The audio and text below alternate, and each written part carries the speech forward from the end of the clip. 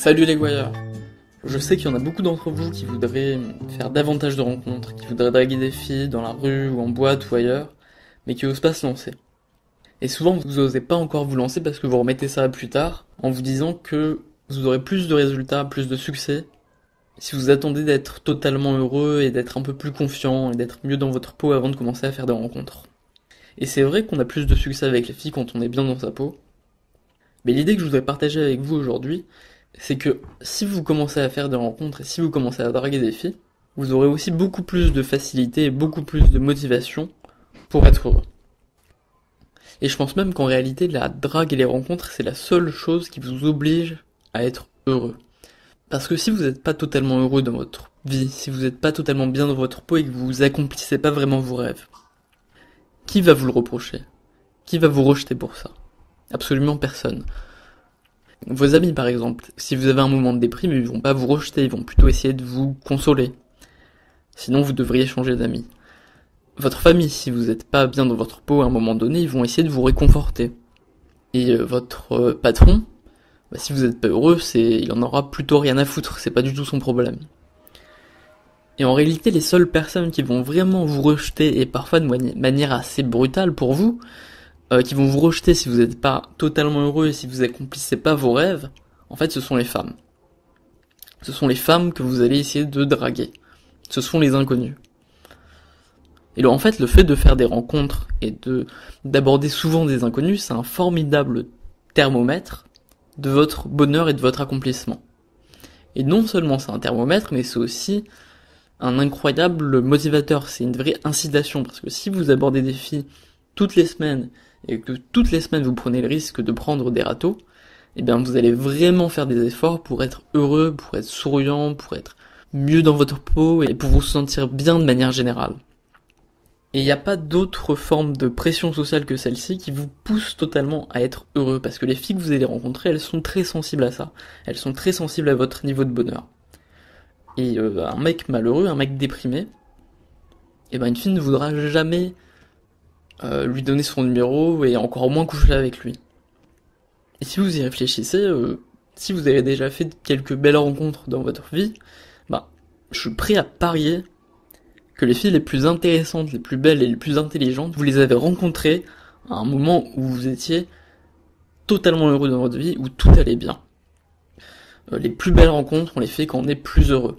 Et si vous faites beaucoup de rencontres, si vous abordez souvent, ça va devenir une évidence et vous allez tout faire pour être plus heureux simplement par peur de vous prendre des râteaux et simplement par désir de faire de belles rencontres avec de très jolies filles et des filles très intéressantes. Et donc voilà, il faut voir la drague non pas comme quelque chose qui va vous empêcher d'accomplir vos rêves, mais comme quelque chose qui va vous pousser dans cette direction, qui va mettre une pression sociale en plus, qui va vous motiver encore plus. Alors je sais qu'il y en a beaucoup qui sont pas forcément à l'aise avec ça, avec le fait d'utiliser la pression sociale de manière positive pour faire ce que vous voulez vraiment faire, mais la réalité c'est que les êtres humains, d'après Kelly McGonigal qui a écrit un livre sur la science de la volonté qui s'appelle The Willpower Instinct, en fait la plupart des gens sont motivés avant tout par l'image qu'ils vont donner, par la pression sociale. La plupart des gens qui ont réalisé de grandes choses dans leur vie, en fait, ce qui les a poussés, c'est le regard des autres.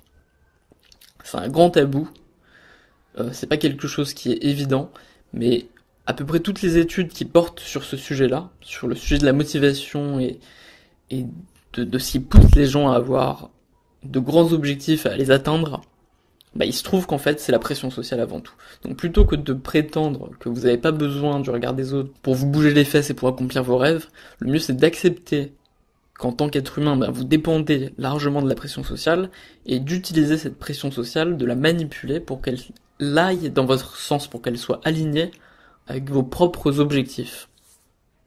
Ce que la plupart des gens croient, ce que la plupart des mecs croient, c'est que moins ils draguent, et plus ils vont être tentés de se concentrer, de consacrer leur énergie à des choses plus profondes, plus élevées. Là encore, c'est une idée comme ça que certaines personnes peuvent avoir, mais c'est pas une idée qui résiste à l'analyse et à l'étude statistique.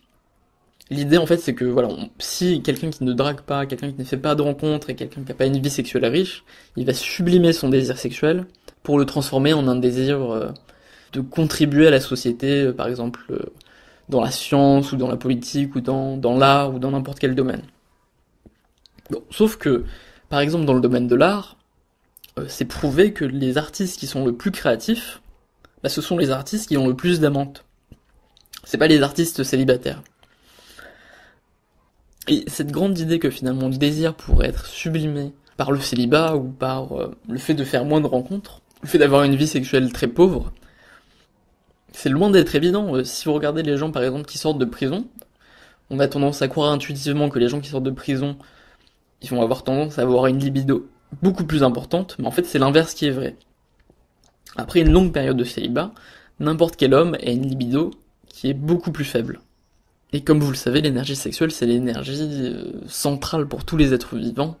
Et si cette énergie-là diminue, bah forcément vous aurez beaucoup moins de motivation et beaucoup moins la capacité à atteindre des objectifs très ambitieux dans votre vie et à faire en sorte d'être heureux tous les jours.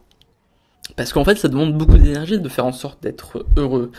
Si vous regardez autour de vous, la plupart des gens se contentent de faire en sorte de souffrir le moins possible, de pas avoir de problèmes financiers, de pas avoir de problèmes affectifs, et de pas trop subir le regard négatif des autres, de la société, d'être... Voilà, la plupart des gens veulent pas être heureux, la plupart des gens veulent simplement avoir une place dans la société. Je voulais simplement partager cette idée avec vous pour vous motiver à vous bouger les fesses et à profiter de cette journée pour faire des rencontres. Il commence à faire beau, la vie est courte, sortez de chez vous, allez voir une fille, dites-lui que vous avez envie de la connaître. Et je vous assure que ça va pas vous ralentir dans la poursuite de vos projets personnels, dans votre développement personnel, au contraire. Ça va tout accélérer. Je vous dis à bientôt. Passez une super journée. C'était André Malter pour la Gouaille. Peace. Donc ces trois croyances limitantes, ces trois obstacles qui sont à l'intérieur de vous, ce sont d'abord le conditionnement social, le poids du regard des gens qui vous entourent. Deuxièmement, le deuxième problème, c'est l'identité narrative, c'est-à-dire on a tous en nous un récit, une autobiographie, une mythologie personnelle que l'on se répète, et on s'imagine qu'on doit toujours, à chaque instant, être cohérent avec notre propre histoire. Et nous verrons que tout cela est tout à fait subjectif et dépend davantage de l'interprétation que de la réalité.